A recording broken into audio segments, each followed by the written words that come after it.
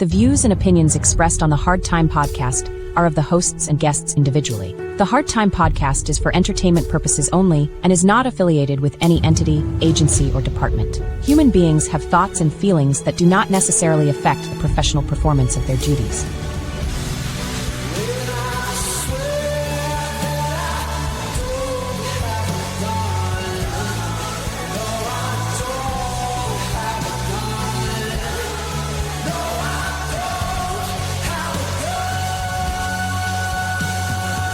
So they always want to try, but we've got to be proactive. Officers being praised for their quick actions. Got to still remain professional and do a job. County Sheriff says, quote, "They are heroes in my book." Regular day at the office.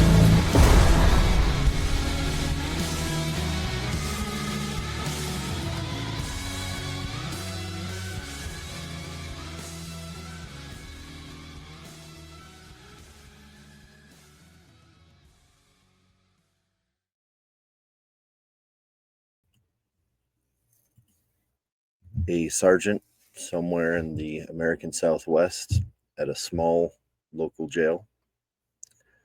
And this week, once again, sans John.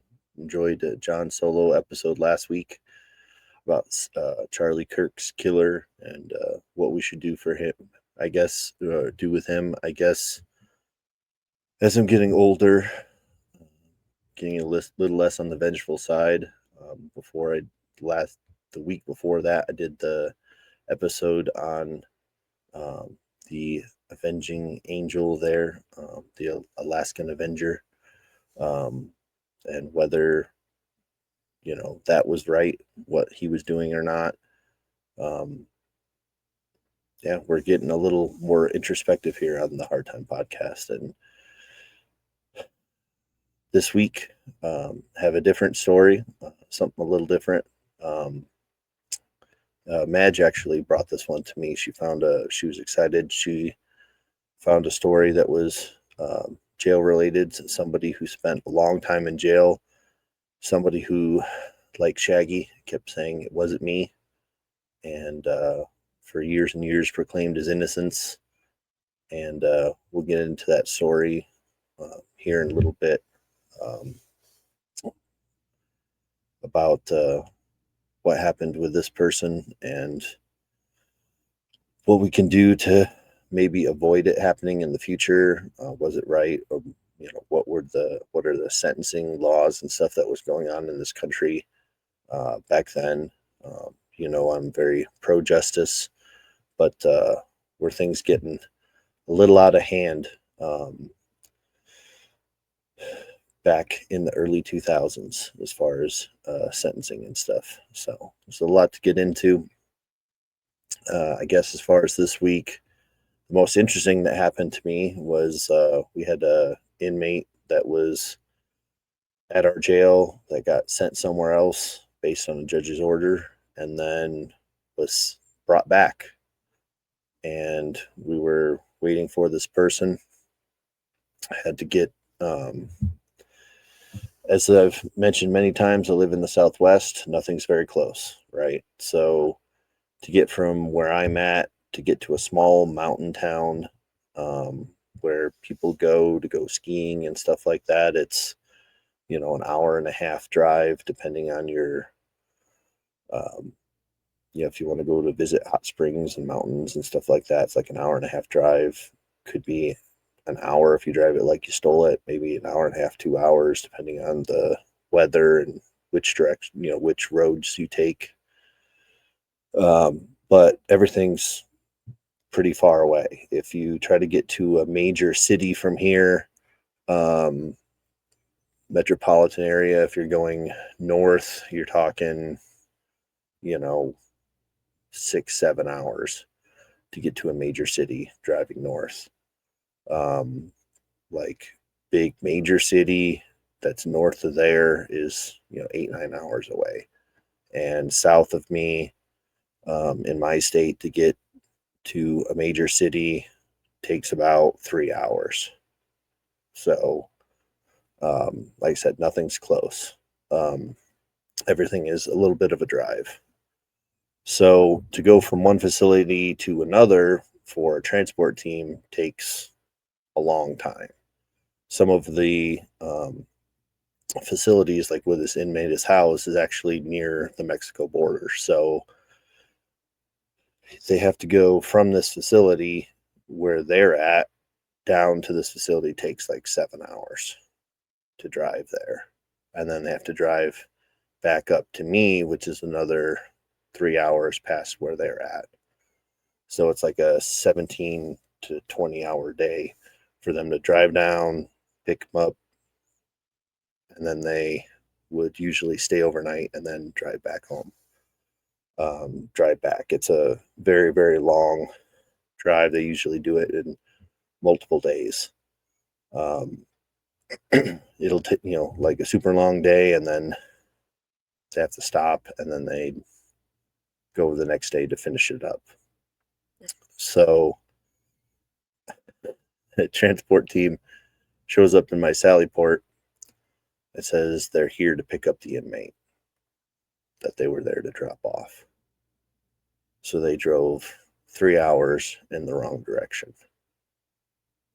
So I get on the phone with the captain that's responsible for this transport team, and I can hear an audible head slap, and says, "Excuse me a moment, I need to step out of the unit."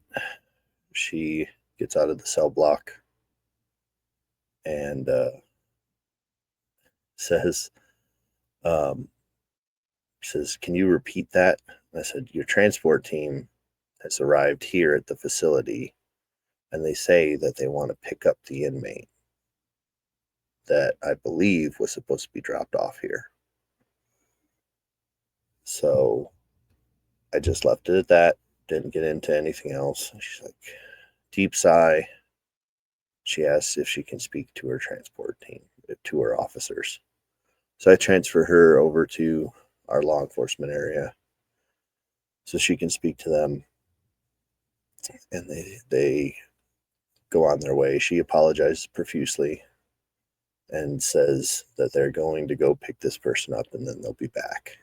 I was like, they'll be back. Like, it's a long drive to go out of their way to be back, but okay, whatever you say.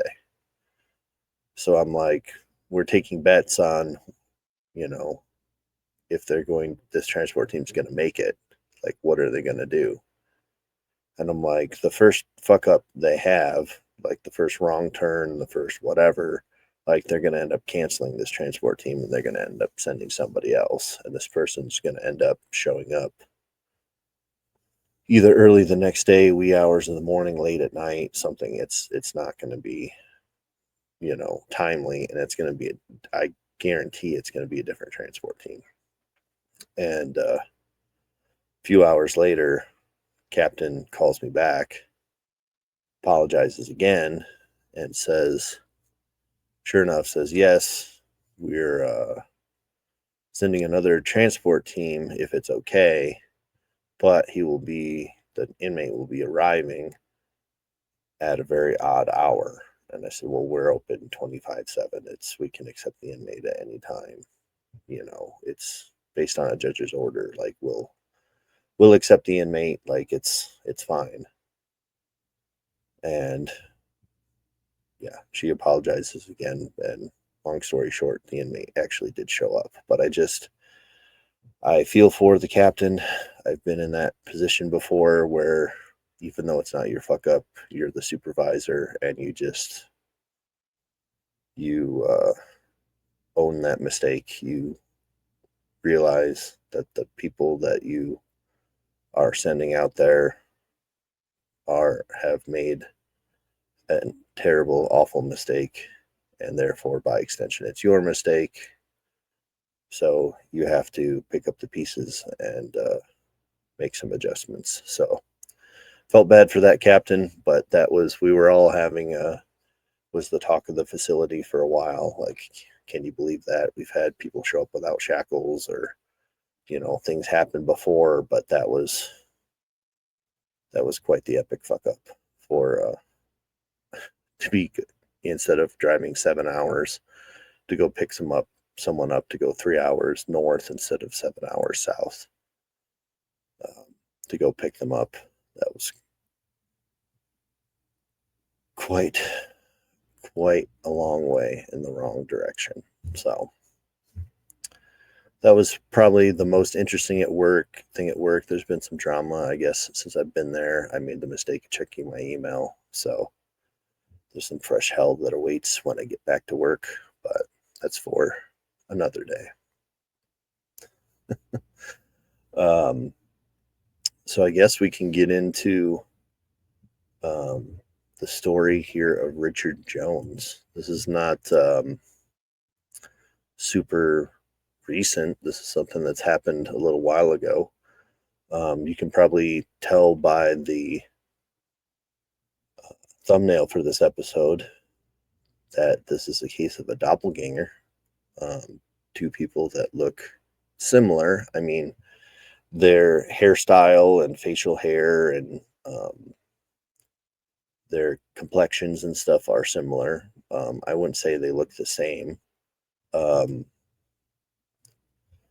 Their facial features and stuff are dissimilar enough that I think if you knew the person, you could tell them apart. People that were close to them could tell them apart, but there's, definitely a resemblance there. But there's kind of a story here. This is in Medium. This is the story of Richard Jones, My Fear of the Doppelganger.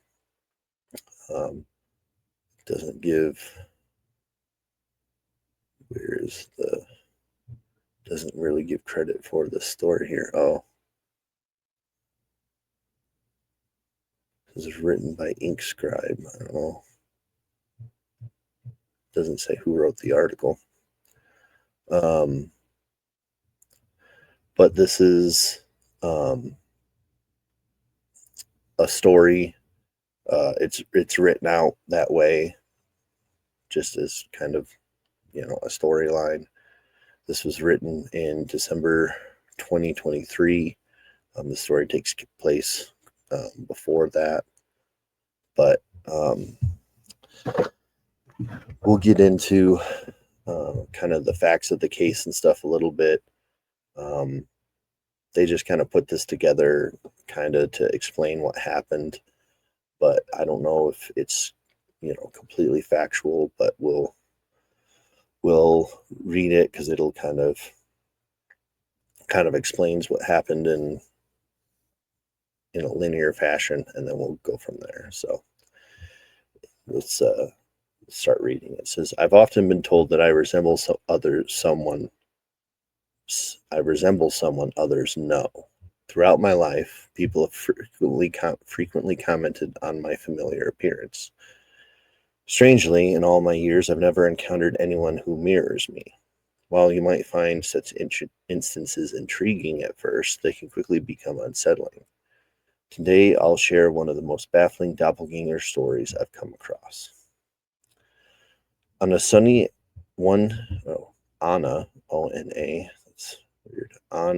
sunny afternoon in October of 2015, a 39-year-old man named Richard Jones walked along a perimeter of a yard inside a state prison in Kansas, where Richard was serving time for a robbery.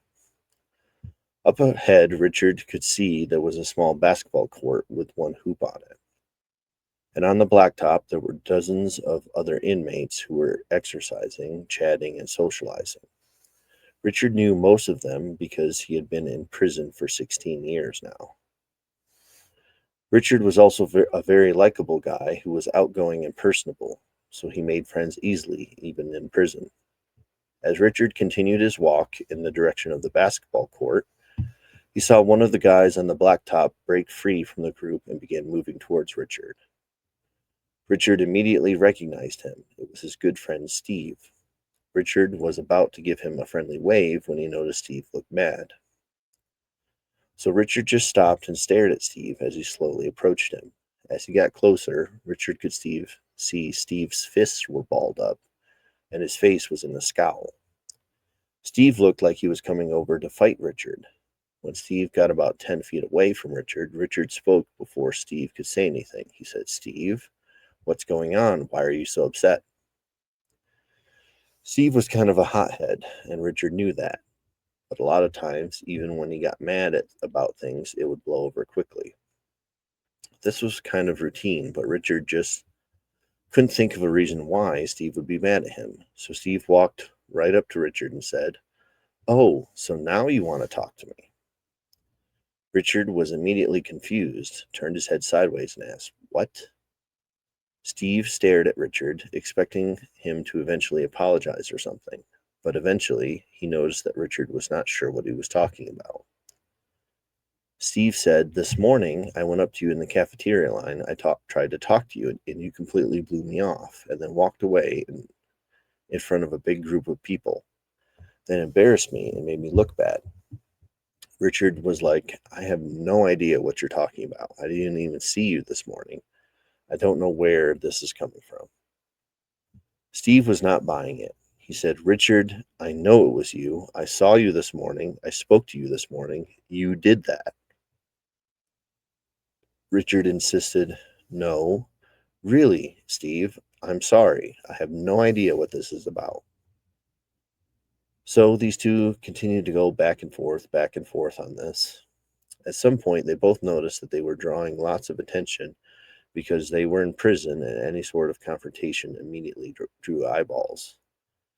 When they noticed other inmates were beginning to talk or walk over to see what was going on, and the guards were starting to notice, Steve said, "You know what, Richard? Fine. I guess I must have made a mistake.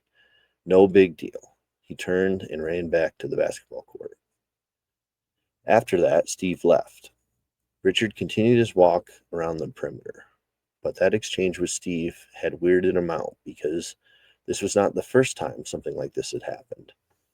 It all started a month ago when an inmate that Richard didn't know came up to him, acted like he knew him. The inmate said to Richard, "Hey, how's your grandmother? I heard she fell. Is she okay?" At first, Richard was like, "Wait a minute. Is my grandmother okay? Did she fall?" Eventually, Richard realized that this inmate thought Richard was someone that he wasn't. At first, Richard thought this was weird, one-off event. A weird, just a weird one-off event. But every few days after this first time, something else would happen. Either an inmate who Richard didn't know would come up to him and be friendly as if they knew Richard, but he didn't know them. Or someone who didn't know Richard would come up to him and accuse him of odd behavior that Richard couldn't remember doing. Like the interaction he had with Steve, and when Steve came up and said, "You snubbed me in the lunch line." So after Richard's interaction with Steve, he began to think, well, wait a minute, is someone screwing with me? Is that what's been going on? The next morning during breakfast, Richard decided not to sit where he normally did. Instead, he sat on the very far side corner of the cafeteria to be able to people watch. That afternoon, when Richard was outside, instead of walking around the perimeter like he liked to do, he just sat in the central location and constantly screened the whole yard. Richard didn't know what he was looking for. He just figured, maybe I'll see something suspicious. I'll see someone staring at me for too long, or I'll see someone I don't know talking to my friends, something that will tip me off to what's been going on this last couple weeks. Despite all this careful people watching he was doing, Richard didn't see anything suspicious until 1 week after the interaction he had with Steve about snubbing him in the lunch line. Richard was sitting in the cafeteria again when he noticed something very strange on the other side of the cafeteria. When he saw it, he just stood up and stared. He felt his heart starting to race faster, and felt his breath speeding up. Steve, who was standing next to him, said, "Hey, Richard, what's going on?" Richard couldn't even find the words. He just raised his arm and pointed to the other side of the room. When Richard had originally been arrested 16 years earlier, it was for robbing someone at Walmart in a parking lot. Richard had always claimed he did not do it, but multiple witnesses had pulled Richard out of a lineup, saying, "That's the guy." The woman who had gotten robbed told the police she overheard the getaway driver yelling to Rick, the man who had robbed her, to get in the car so they could leave. Rick was a nickname for Richard. Richard had insisted He was at a barbecue in another state at the time of this robbery, so it really couldn't have been him. However, the evidence was overwhelming. Eventually, he was convicted. Richard had never been able to understand why so many people 16 years earlier had insisted he had been the one who committed that crime. More recently, he couldn't understand why his friends, like Steve, kept accusing him of doing things that he couldn't remember doing. That night in the jail cafeteria, Richard spotted something on the other side of the room. Suddenly, everything over the last 16 years made perfect sense. Richard was an innocent man. He did not rob that woman in the Walmart parking lot. His doppelganger had. A doppelganger is someone who looks exactly like you, but they're not related to you. Just a genetic chance that someone else on the planet looks just like you. Richard's doppelganger, Ricky Amos, had just happened to be sent to the same prison that Richard was for an unrelated crime. These two men had never met. There's no connection whatsoever. They just looked the same. When Richard looked across the cafeteria and saw Ricky, it was like looking at a clone of himself. It all clicked.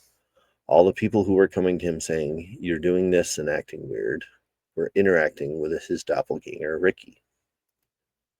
16 years earlier, Ricky was the one who committed that robbery in Walmart. The victim and the witnesses all confused Ricky for Richard. Once a judge was made aware of the situation and saw the two photos side by side, he knew the police had made a mistake. Even the prosecutor who had tried Richard for robbery in the robbery case supported his release. Richard was freed in 2017 and got a $1 million settlement from the state. As for Ricky Amos, he was never actually tried for the robberies 16 years earlier, because by the time he figured out he was the robber, the case was too old to try.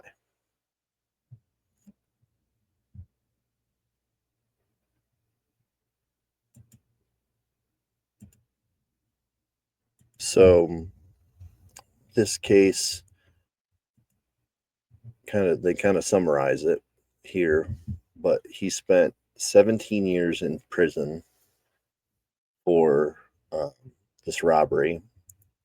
He received a $1.1 million settlement for the lawsuit because he was in, this took place in Kansas City. So this is another state. He was in, Kansas City, Kansas, and Missouri are very close.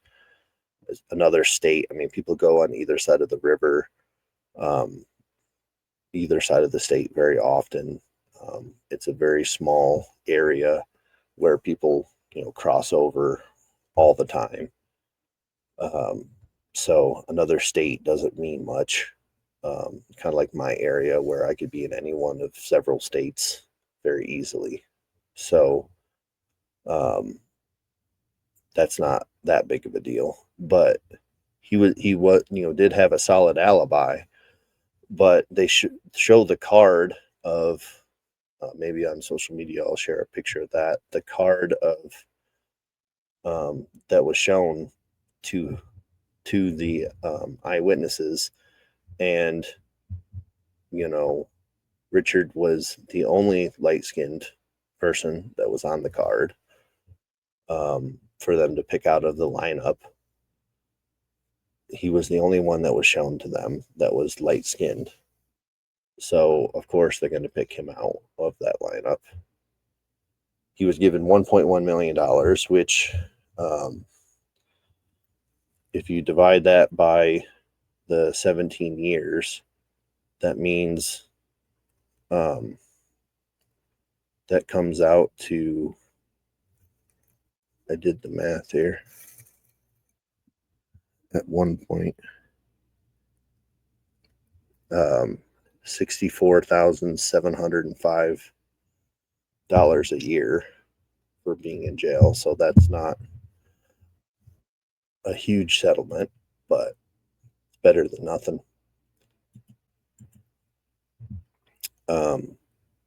He was also, this ABC 7 kind of gets into the details here. So it says he spent 17 years in prison for a crime he didn't commit, that his doppelganger did, although he never admitted to it. There's no, it's everybody comes out and says that his doppelganger. Doesn't say, usually they say alleged. It's alleged. People are always trying to hedge that bet, but in this case, they always say the crime was committed by his doppelganger. So that's interesting. But the statute of limitations is up. So he's never admitted to it, to committing the crime. He can't be tried for the crime. So there's never going to be anything coming of that. He got the $1.1 million settlement under the mistaken conviction law in Kansas. There's a quote here. It says, "We are committed to faithfully administering the new mistaken conviction statute the legislature enacted," Kansas Attorney General Derek Schmidt said in a statement. "In this case, it was possible on the existing record to resolve all issues quickly, satisfy all of the state's requirements, and agree to this outcome so Mr. Jones can receive the benefits to which he is entitled by law because he was mistakenly convicted." So, close quote. So he was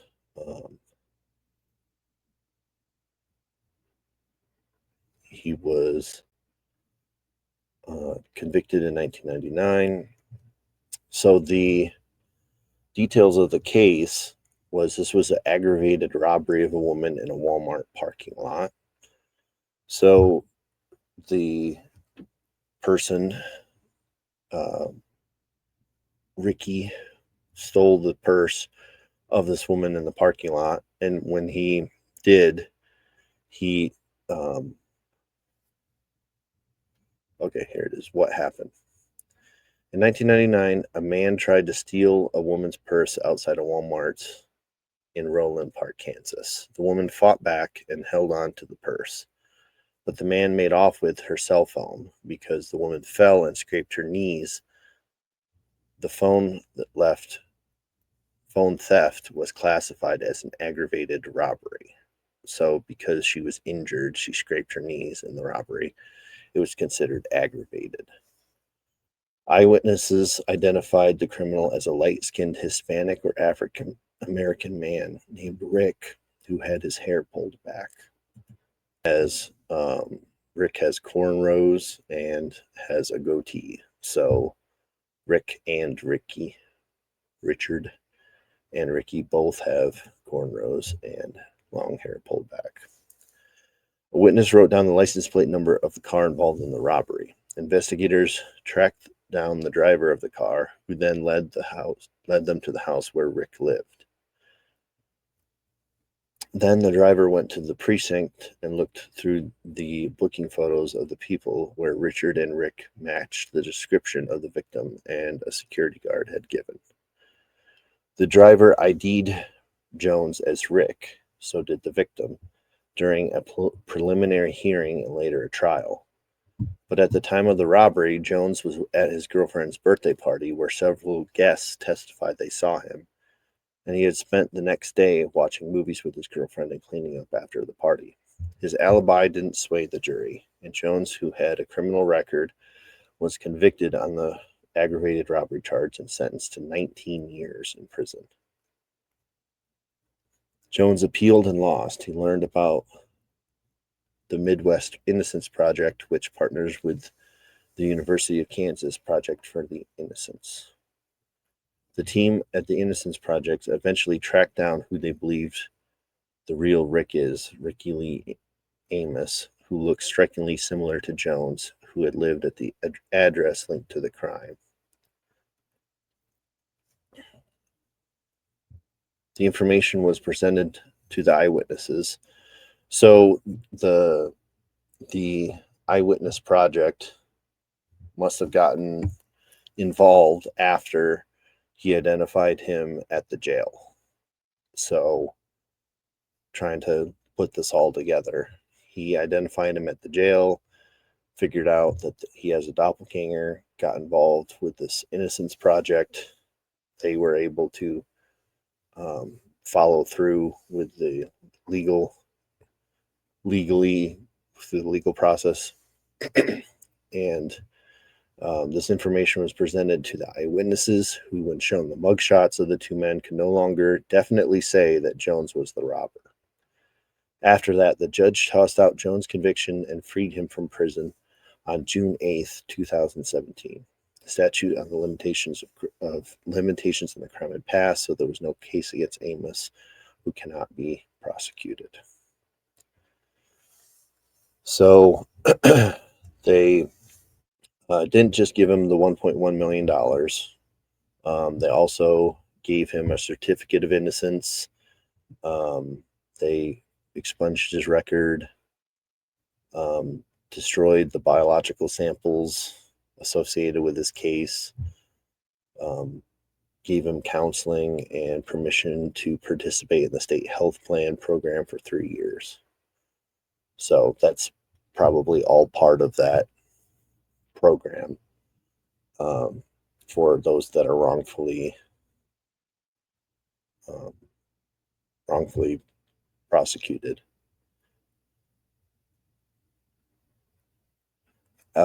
This article says Alice Craig, the lead attorney with the Innocence Project who worked to free Amos, said at the time of his release that Jones had no ill will towards Amos, or asked if he had any ill will toward Amos. I don't think so, because it's not Ricky's fault this happened. But ultimately, he was the one. He was the one we believe who was responsible for the crime. Ricky never admitted to the crime, and I think Jones was somewhat disappointed he didn't admit to it. So yeah, he would be a little upset, especially since the statute of limitations has run out. It's not like he's losing anything except face for admitting to the crime. But yeah, kind of a wild story that, you hear all the time, inmates saying, it wasn't me, I'm innocent. In this case, both people had records, both people had been involved in crimes beforehand. So his record was expunged, the biological samples, from him being incarcerated. But I mean, he did have a record. He was in the system beforehand. It's not like he was a squeaky clean citizen that had never been involved in the legal system before. So there is that. He, had put himself in the situation where he was in a lineup because, he'd been involved in enough that he was known to law enforcement. Not saying that he needed to be wrongfully wrongfully prosecuted for this crime. It's it's a cliche that everyone of a certain race looks alike. I think these two people look similar, but not the same. Like I said, they have the same characteristics, but not the same features. You could definitely tell the two people apart if you're close enough to them. I think it's a little ridiculous. I have friends that are like identical twins, and I can still, tell them apart enough between the two of them. Several sets of identical twins, you can tell them enough apart because of their individuals. Sometimes they do their hair a little different, or they have a scar or distinguishing characteristic or something. There's something about an individual person that makes them an individual, and if you spend enough time with them, you can tell them apart, generally speaking. So for these two people, I get, they're close enough that they could be considered a doppelganger to, some people. I could see how you could pick the two out of a lineup, because you're not close to them. But they do not look the exact same. I think that, close family members would agree.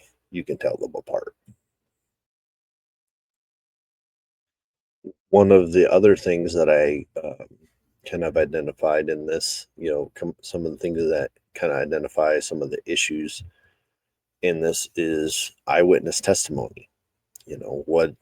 How reliable is eyewitness testimony? Like how reliable is it? This is from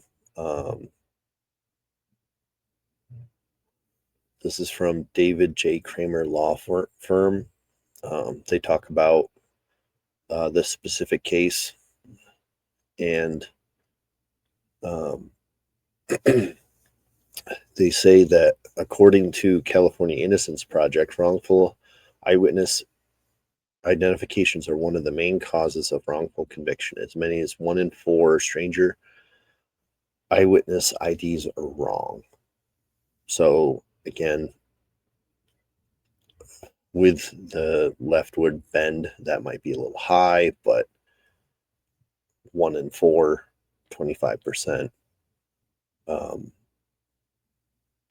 being wrong might be a little high, but this does show that they do get it wrong.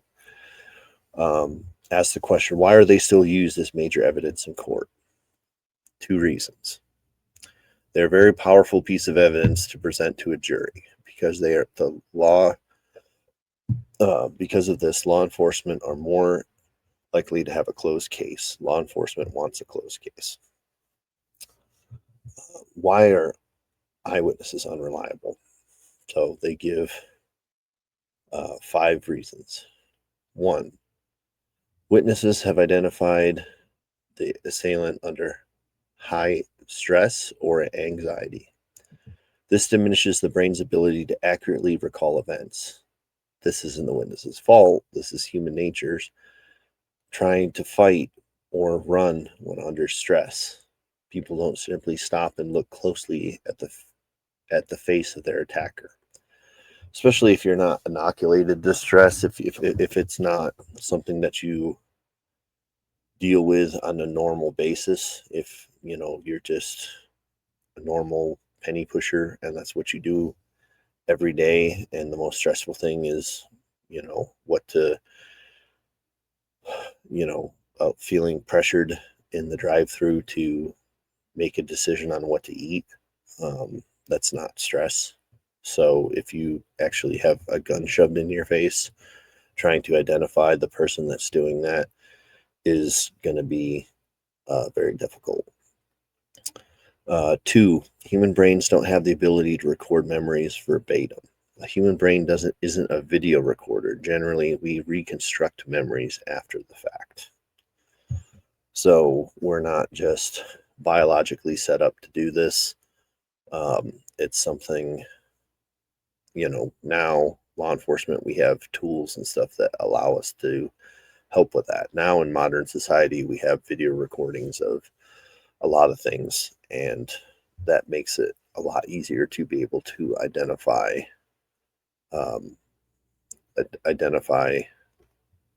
criminals. So that's something that we're doing more and more. Now there's a cell phone, a Ring doorbell, a dash cam, a body cam. I mean, even civilians and stuff are wearing body cams, and every motorcyclist has a Insta360. So these things are being used more and more often. We're relying on eyewitness testimony less and less. Number 3, victims focus on weapons, not faces. Part of the fight or flight response is to focus on the danger, not coolly assess the identity of the attacker. So yeah, you're going to focus on what's scaring the hell out of you, and it's not necessarily the person and their features, and you're in fight or flight, you're in survival mode, you're not in coolly assess things. You're not in a detail-oriented mode. Number 4, suggestive eyewitness procedures. Law enforcement can, even without realizing it, make suggestive movements toward a perpetrator in the lineup.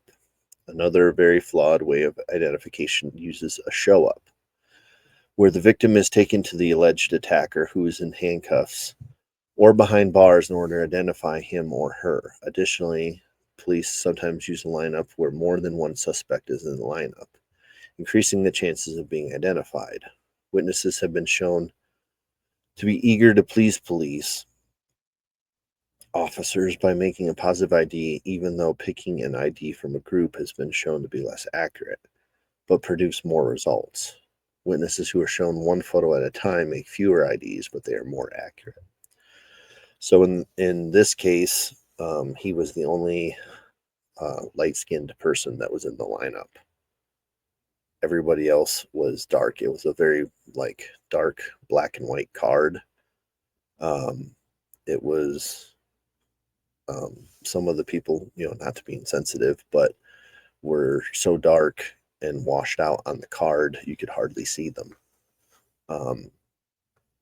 which is not how Richard presents. He's, like they said, very light-skinned, could be either Hispanic or African American. So he's not dark-skinned, just isn't. So if he's the only light-skinned person you put on the card, they're gonna pick him. Number 5, cross-racial eyewitnesses produce more false positive IDs. So, like we said, that's if you put a bunch of Asian dudes on the card, it's not gonna work. Takeaway: unfortunately for Richard Jones, even an alibi didn't keep him from serving a sentence for a crime he didn't commit. If you are charged, even if you're innocent or have an alibi, it's important to get help with legal counsel. That's why they say, call David J. Kramer today. But I mean, it does show that is something that is entirely possible, something that can happen. A false ID is something that's entirely possible. In this case, something that happened. Another thing that struck me about it was 19 years for an aggravated robbery. I mean, I didn't see video of this event. This took place back in 1999. Even if there was video of the event from a Walmart parking lot, probably wouldn't be super impressive.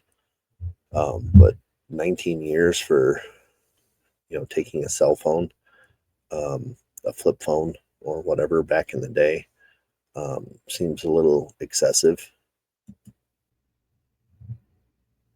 I mean, I'm all for crime and punishment, but I looked it up. This is from AI, so I don't know how all accurate everything is, but Google, this is the only way I could go back to 1999 to find out the details of how aggravated robbery and stuff worked back then.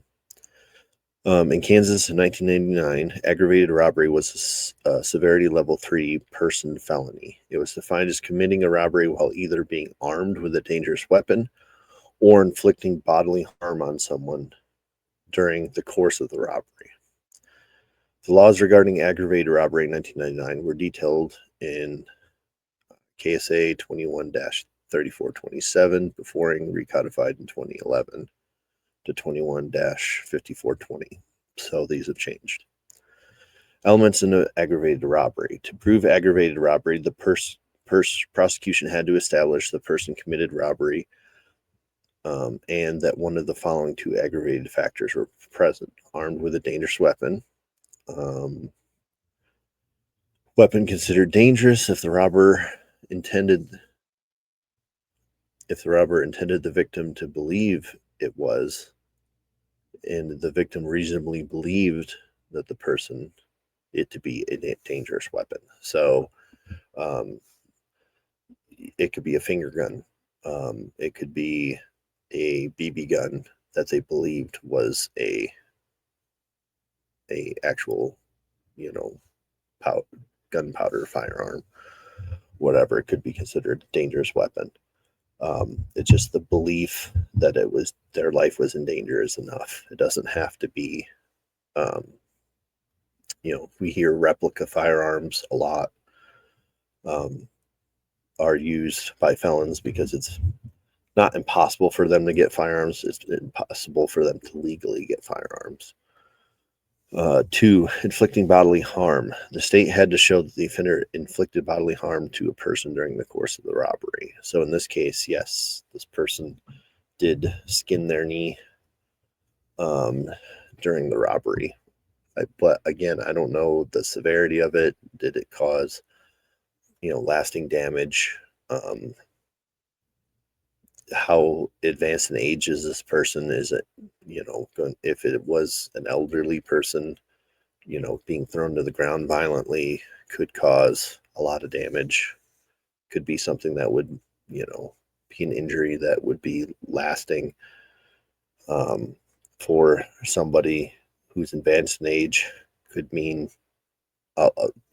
could be a lot more severe than a normal, younger, healthier person. Don't get me wrong, but underlying offense: robbery. For conviction of aggravated robbery, the underlying offense of simple robbery had to be proven. At the time, robbery was defined as knowing or taking property from a person or presence of another by force or threat of bodily harm. Kansas courts clarified in 1999, State versus Montgomery, that robbery is a general intent crime, not a specific intent crime. Penalties. Under the 1999 Kansas sentencing guidelines, aggravated robbery was a severity level 3 felony carrying significant penalties. Brief for the legislature in 1999 noted that offenses in the severity level could result in presumptive prison sentence between 3.8 and 17.2 years, depending on the offender's original criminal history. So we know he got 19 years for this. So apparently he got the full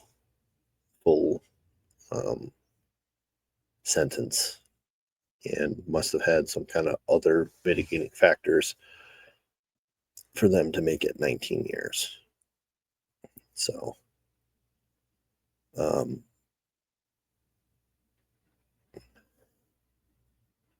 yeah, that's the question is, is that reasonable? That seems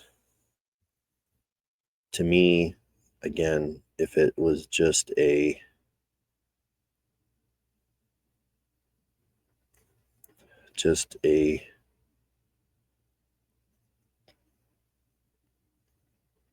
somebody snatched a purse and knocked somebody to the ground, 19 years of their life, a third of a healthy person's life, seems a little heavy-handed.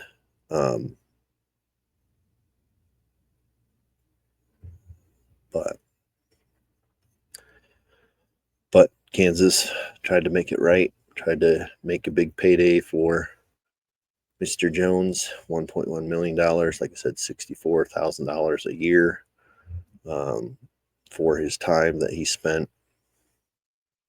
So, but just a crazy story of a doppelganger, somebody, like I said, like Shaggy saying it wasn't me, and actually being correct, it wasn't him. Just kind of a nutty story. I tried to email myself the story so that I could read it off of the computer, and it just now came through an hour and a half later.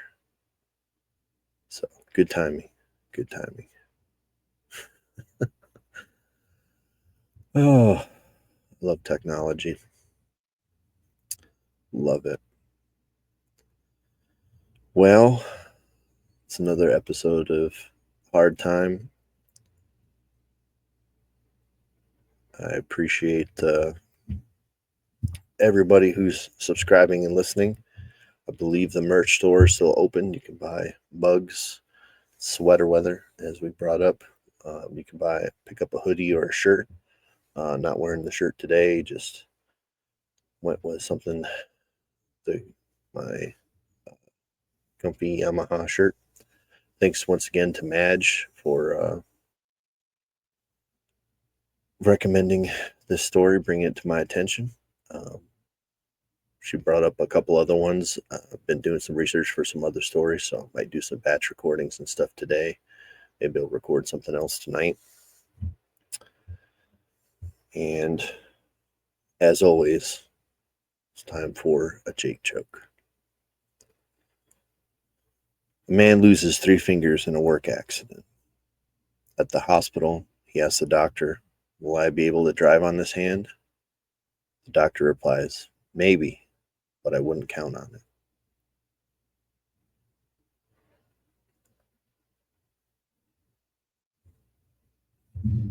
Wouldn't count on it.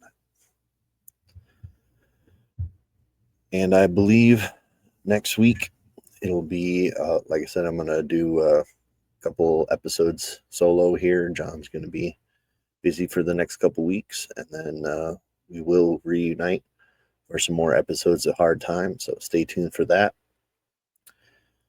And thank you for your patronage. We appreciate you guys subscribing to the show. It pays for StreamYard so we can keep the show going, and pays for my children. So I appreciate it. Appreciate you guys listening.